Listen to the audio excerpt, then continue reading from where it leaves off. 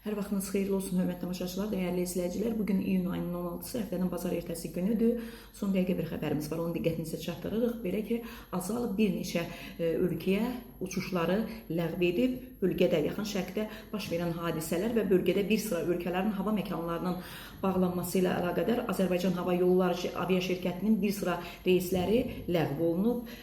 Demək, Bakıdan Bakı, Bakı-Bəhreyn-Bakı, Bakı-Ər-Riyad-Bakı, Bakı-Lahor-Bakı istiqamətinə uçuşlar demək olar ki, ləğv olunub, reyslər ləğv olunub və bundan əlavə müəyyən istiqamətlər üzrə müvəqqəti olaraq dayandırılması ilə bağlı da qərarı qəbul olunub. Belə ki, 18-30 iyun tarixlərində Bakı-Təl Əviv-Bakı, Bakı-Tehran-Bakı reysləri də ləğv olunub. Ləğv edilmiş və ya dayandırılmış reyslər üzrə bileti olan sərnişinlər ödənişin tam geri qaytarılması və ya biletlərin cəriməsiz dəyişdirilməsi hüququna malikdirlər və bunu Azala müraciət etməklə demək geri qaytara bilərlər.